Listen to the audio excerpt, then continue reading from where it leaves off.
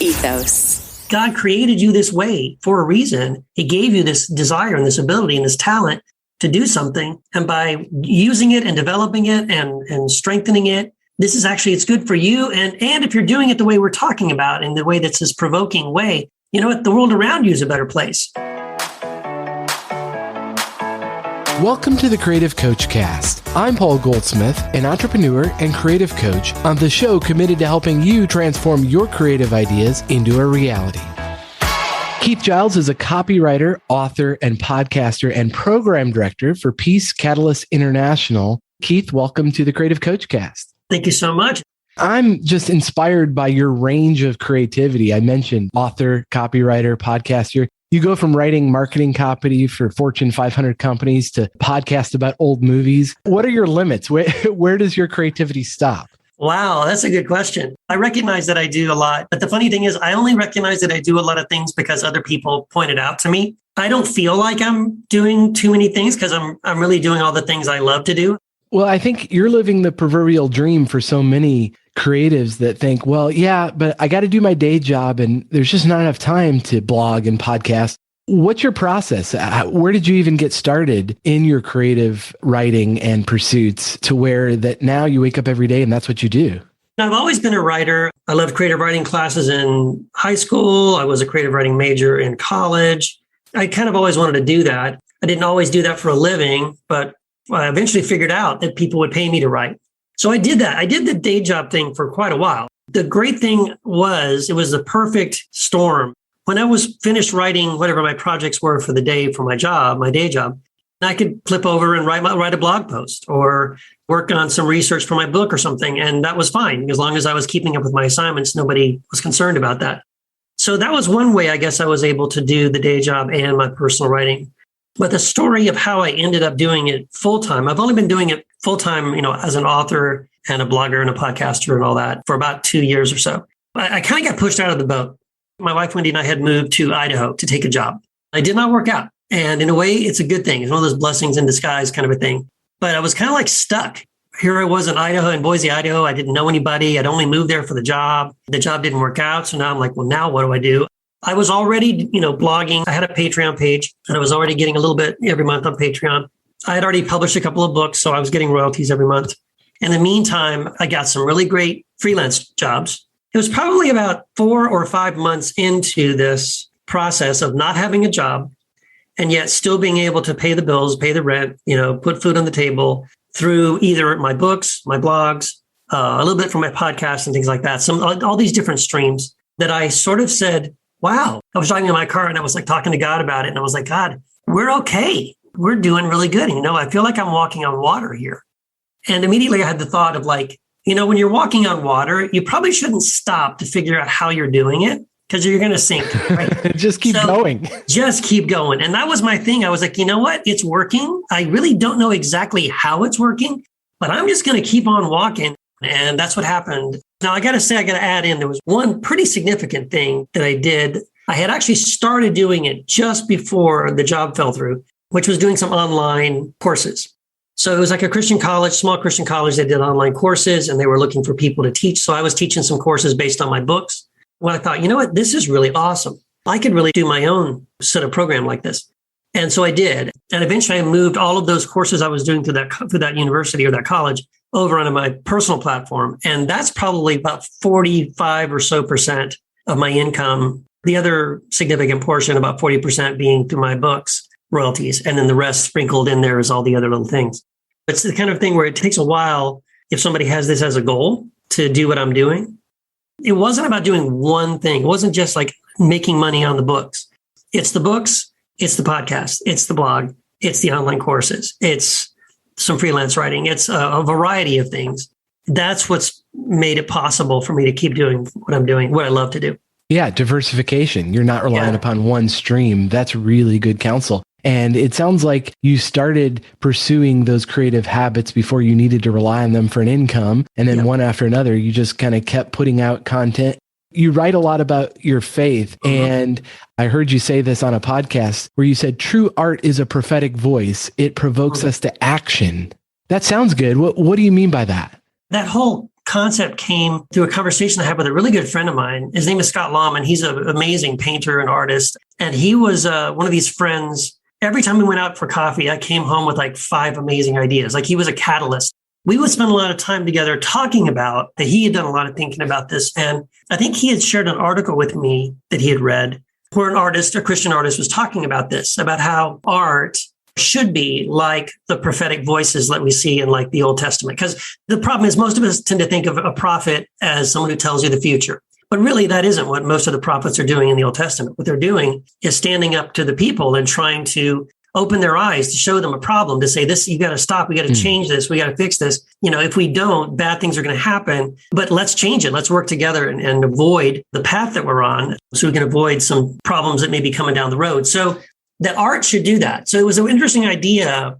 Good art should do this. Good art should be a prophetic voice to the culture that provokes them, that helps opens their eyes to see things they don't see and provokes them into a positive change. And I really resonated with that idea. I thought, you know what? I think that's right. I think that's what I love about art. But if there's not that really kind of that bedrock layer of, yeah, but you know what? This is also telling me something about myself or about my life or about things I need to do better. If it's got that bottom bedrock layer of that prophetic voice, that's really the art that to me transcends everything else. Like I love, that's my favorite stuff. I wanted to be a writer like that. And at the time of those conversations, I was writing like science fiction stories just for fun. And I had found some artists who were really amazing. Some of them now are working professionally in like Marvel and DC Comics and things like that. They were working on my scripts and I was just having a good time. But through those conversations with Scott, it made me consider, it made me think about what am I doing? Like, where's that bedrock layer in what I'm doing? Is there something in what I'm doing that's behaving as this prophetic voice that's opening people's eyes to things they don't see and provoking them to positive change? And a few of my projects, I could say maybe, but not really. It was super intentional. I remember driving home from one of those conversations with my friend and deciding I was going to lay it down. I was going to let go of the whole comic book science fiction thing. The thought that came to my mind was this. It was like, what if I use my gift of writing for the kingdom? What would that look like? And just that idea and that question in my head made me decide to put aside the science fiction stuff. And I want to write about spiritual things. I want to speak to people like myself who are maybe raised American Christians and share what I'm seeing and help them see things. And so I started blogging. I started writing a column for Relevant Magazine. And then out of the blog came my books, so it kind of just snowballed. Yeah. You mentioned true art is provocative. I saw something provocative that you recently shared from a new book you're authoring. You said human beings are mimetic creatures. We mimic one another. That is to say, we reflexively behave the way others around us behave and are influenced by others to desire what they desire. In other words, our actions and our desires are not truly our own. We inherently learn what we should value based on what we see others seeing after. How do we break out of that? How do you break out of that? Because, we go on social media and it's an echo chamber, right? And so how do you break out of the echo chamber and actually create original art that isn't mimicking somebody else? Well, I think the first thing is recognizing that you do that. That's step one. These ideas are not my original. This comes from a guy named Rene Girard, who's phenomenal, by the way, and I really recommend his stuff. He has a book called I See Satan Fall Like Lightning that's amazing. And he's probably one of the first persons who illuminated this mechanism of mimetic behavior and which leads to mimetic rivalry. So step one is recognizing that we have it. Most of us are blind to it. So number one is understanding that your desires are not your own. This is why marketing works. I was in marketing for many years. It does work. This is the reason why you have celebrity endorsements. And it's the reason why even we will go to Amazon and we'll read whether someone liked this product or not, total strangers, and we'll buy it based on what they tell us. Oh, they like it. They thought it was great. Okay, I'm going to do it too. It's a similar kind of mechanism. And so we think our desires are our own, but they're not. And so that's number one. On a spiritual level, the way you break out of that loop, this is what I think is the genius of what Jesus does. Jesus says, okay, yeah, this is what you're like. You're always mimicking each other's desires. He doesn't say stop it. The 10 Commandments say stop it, but it doesn't tell you how. Jesus doesn't say stop it. He says mimic me, right? So because what Jesus says, I only do what I see the Father doing. My desire is to please the Father. So if you mimic me, you'll be mimicking the desires of the Father.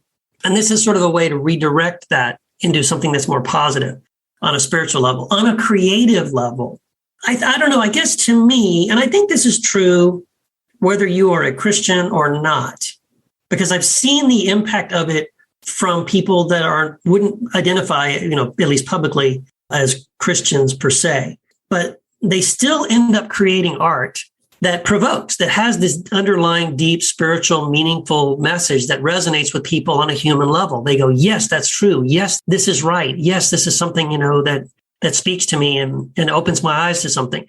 And so what's going on? Like, it's not only Christians that can do that. Anyone can do that. Even if you're not intending to do it for a quote unquote Christian purpose, we're still tapping into that. So I think there's always a spiritual element to our creativity. I think if you're a creative person, not everybody, but like a lot of people that are creative, I think you are on one level trying to get at the truth, right? You're trying to communicate truth. And you do that by being honest, by being vulnerable, by being transparent. That's usually, I think, how most artists really get at that. The deep stuff that means something, that resonates, that lasts, that people carry to their grave, of like, this is beautiful and this is meaningful, I think is art that has that vulnerability, has that transparency, has that honesty, and has that desire to tell the truth. I think if you're doing those things, you're not tapping into what's popular, what's hip, and what's cool. You're kind of tapping into something that's really deep within yourself. That's probably closer to that sort of divine spark within you, whether, again, you're a Christian or not. I just read a new book from psychologist Adam Grant. It's called Think Again, The Power of Knowing What You Don't Know. Totally reinforces what you're saying. In the book, Think Again, he tells the story of Steve Jobs hated the idea of the iPhone at first. And when we think of creative geniuses, I mean, Steve Jobs would be the first name that usually comes to mind in our modern era. And he thought, why would somebody want to complicate the iPod, which you had all these songs in your pocket, with a phone? But ultimately, he was willing to reconsider his own thinking when he had enough creative people around him to show why, that's where the future was going, that you'd have a computer in your pocket. But that was a foreign concept to them all. Nobody had thought of that. There was the BlackBerry. People had been accustomed to it, had the keyboard, and you could type out emails, and it was just for email.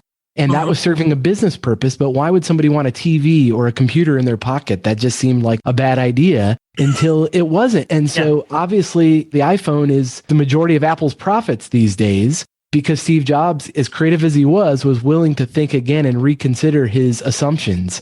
And that sounds like what you're saying. Kind of question your underlying assumptions about what is actually true. Yeah, absolutely. I mean, I think you as a person have to be going through your own process of determining what's true, right? Of evaluating yourself and saying, what about me is fake? What about me is real? Am I looking for the truth? And you're not going to do that unless you're vulnerable and you're honest with yourself. So this level of being an artist. It takes a huge amount of courage, I think, to do it and do it well. I think that's why maybe not everyone does it so well, is because there is this level of sort of like exposing your soul and your life to people around you. And that's scary. I think if you can do that, I think that's the most beautiful thing. And I've tried to do that. I always try to tell my own stories. I always try to say, like, this is what I was like growing up. This is what I struggle with.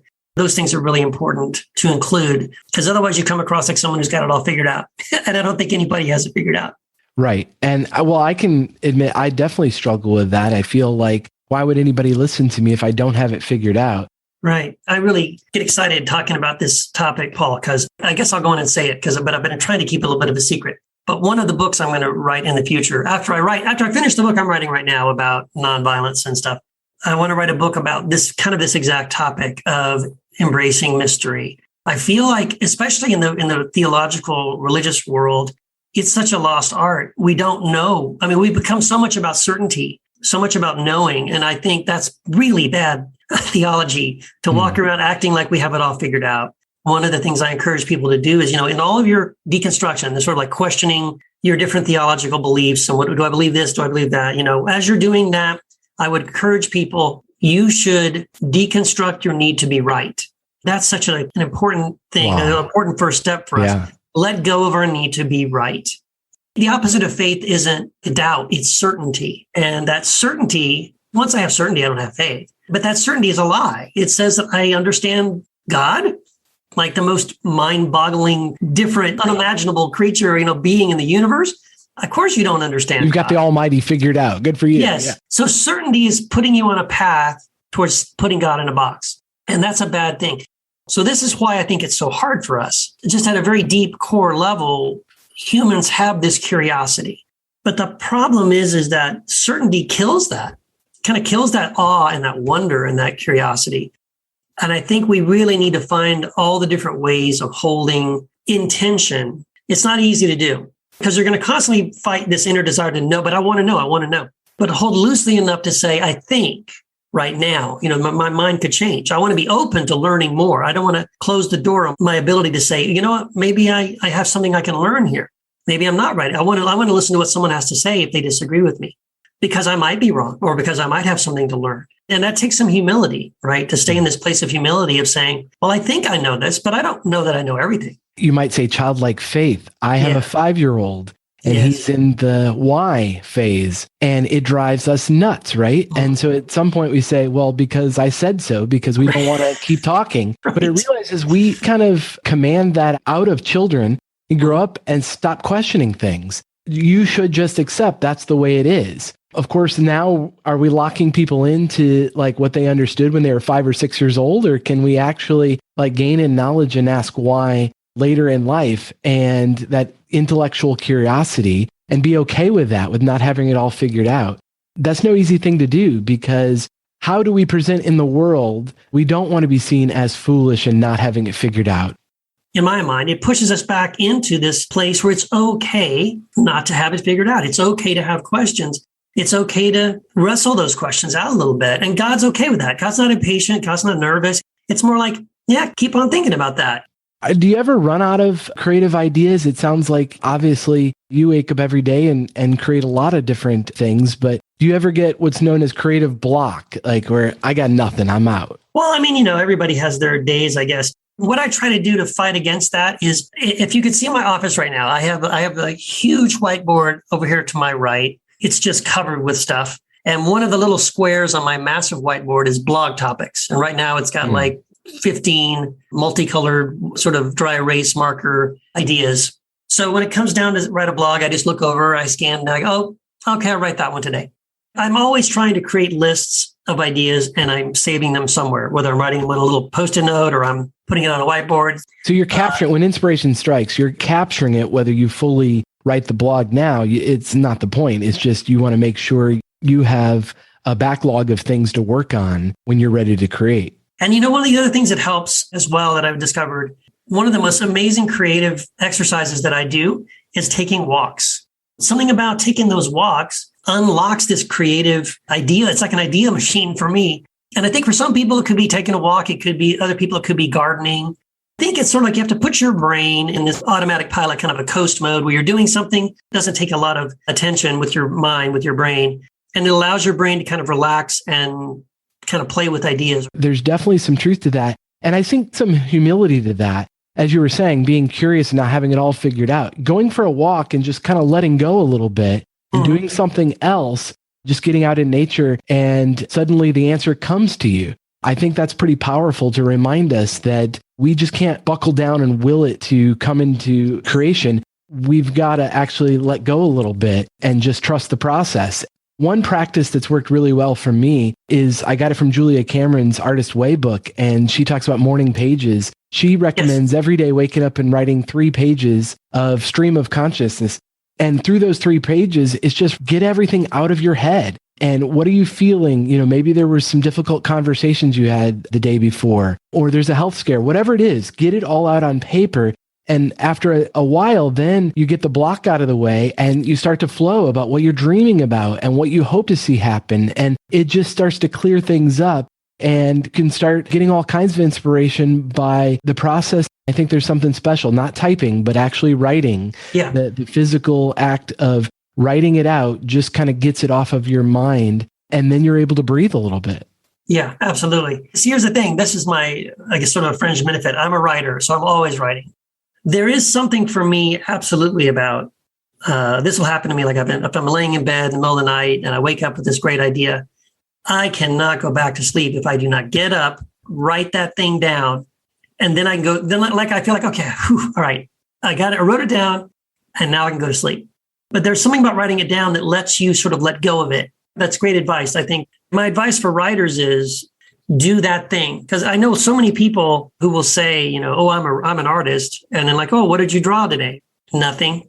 Well, You know what I mean? Like, okay, I see you're identifying with this, but do the thing. Do the thing. And so if you're a writer, darn it, write. And write all the time. If you're an artist, you better be drawing or painting something at least once a week. Like, you have this gift, you have this outlet for a reason. There's something in you. This is an expression of your ideas, your thoughts, your feelings. It's who you are. And if you bottle that up and you're not actually you're sort of working that muscle, it's not even about like, oh, am I a writer or am I a photographer or an artist? It's not that. It's more about like being who you are and doing those things, because God created you this way for a reason. He gave you this desire and this ability and this talent to do something. And by using it and developing it and strengthening it, this is actually, it's good for you. And if you're doing it the way we're talking about, in the way that's this provoking way, you know what? The world around you is a better place, because you're creating art that's like making people think and making people consider. And we need good art in the world. Yeah. So I just encourage people, whatever it is that you love to do, that you have a talent or a gift for doing, do it.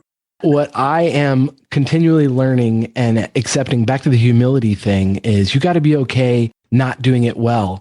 The idea that if it's worth doing poorly, and learning as you go and developing that skill set, that muscle memory. Yeah. And, I started this little podcast. We just started it called Imaginary Lines. It's all on creativity and stuff like that. And we were talking one of our episodes about that, I know a lot of people, they approach this idea of inspiration.